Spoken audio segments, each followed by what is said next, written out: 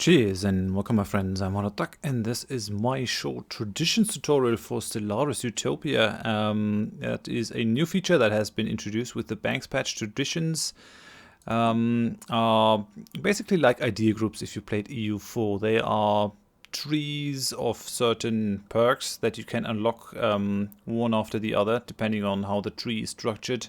You need to spend a certain amount of points. They convey a certain starting or adoption effect, and they convey a finisher effect. You can actually adopt multiple of these at the same time before filling them out. I have 4 of them filled out, but I could adopt the domination and the expansion at the same time and sort of flexibly adopt different perks of these. So why would you want these? These can have pretty powerful bonuses. Prosperity, for example, gives you a reduction to mining station build costs by 33%. Very, very useful, especially in the early game. And reduces the terraforming cost if you get all of these traditions. Discovery reduces the research station build cost, and if you have all of them, finisher effect, it gives you 10% research speed. Diplomacy, adoption effect is your diplomatic influence cost is reduced by 50%, and your trust growth is increased by 33%. So you pay less for defensive pacts and all that kind of stuff, and people trust you more. And if you finish it, your trust cap is increased by 50, so you'll be able to build trust easier with other nations. Supremacy, if you adopt it, border range is increased by 20%. If you have all of them, the fire rate is increased by 50%. The expansion, very powerful bonus. New colonies start with 1 additional pop. That is doubling the amount of pops that you have in the beginning. And if you have all of them, you'll be able to have more core sector systems. Domination, war demands to subjugate other empires is reduced by 25%. So this is the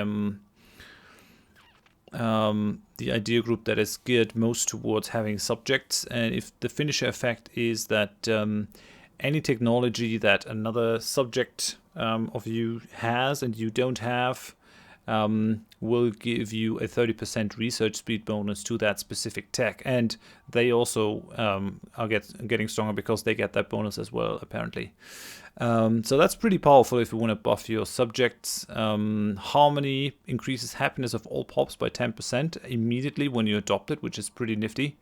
And it reduces the consumer goods that your people need by 15% if you have all of them. Consumer goods are a new mechanic that is there to stop the mineral creep in the late game by forcing you to maintain a certain amount of consumer goods for all your pops. We're currently paying 138.60 minerals for 308 consumer goods. Every pop does need a certain amount of consumer goods. For example, this pop, he needs 2.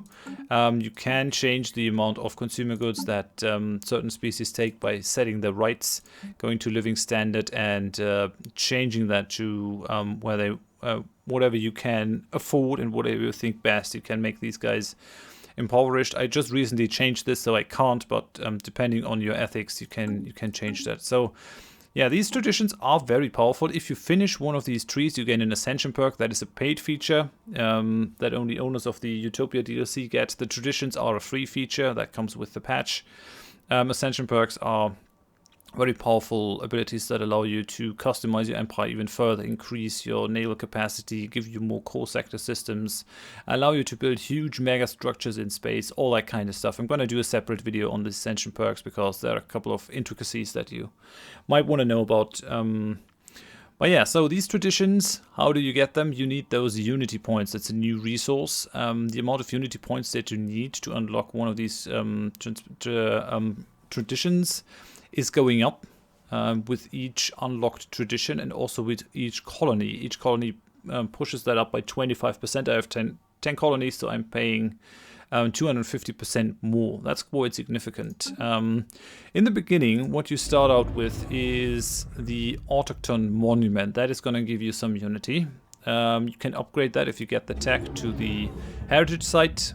and then you can upgrade it in the end to the Hypercoms Forum, which these buildings are all planet unique, so you can have only one per planet, and the highest form it also increases the Unity output by 10%. What other buildings are there that can help you gain Unity? Well, there are some buildings that are doing it planet-wide, and some buildings that are doing it empire-wide. The planet-wide buildings, for example, are the planetary capital. These now no longer produce minerals and food, but instead they produce energy and Unity. Very interesting. Late game buildings, there are a couple of them. There's the auto-curating vault that gives you a bunch of Unity. Unity is also affected by happiness, so having very happy pops actually increases the Unity that you get quite a bit. This also increases Empire Unity by 10%. Then there's a symbol of Unity, which was previously guarded off to only appear for, I think, xenophobic empires. Yeah, with the xenophobic ethics. That is now available for everyone, increases the happiness. Also Planet Unique increases the amount of Unity that you get. And then there are a couple of higher level buildings like the Ministry of Benevolence that is now available for everyone as well, by the way. No longer only collectivists. That is giving you some Unity. That one over here, the Citadel of Faith, is giving some Unity. And then there are specific buildings that belong to certain traditions. For example, I have the Visitor Center over here that is giving us Unity. It also has other bonuses like pushing up the habitability and the alien migration attraction. We got that because we have the diplomacy tree filled. We got this. The alien tourism, so now I can build the Visitor Center. There are also other buildings, like in the Harmony tree, I have unlocked the Paradise Dome. And I built that on this planet as well, and it's giving me also some Unity. And then the third way that you can gain Unity apart from these is your ethics determine how much Unity you gain. So we're fanatic pacifists, so we gain 40% more, which is quite a hefty sum. And then if you have certain civics, you also get more. Where is it over here? For example, the agrarian idyll. If you pick that civic, which I actually could do, I think I will. That increases, causes farms to produce 1 Unity.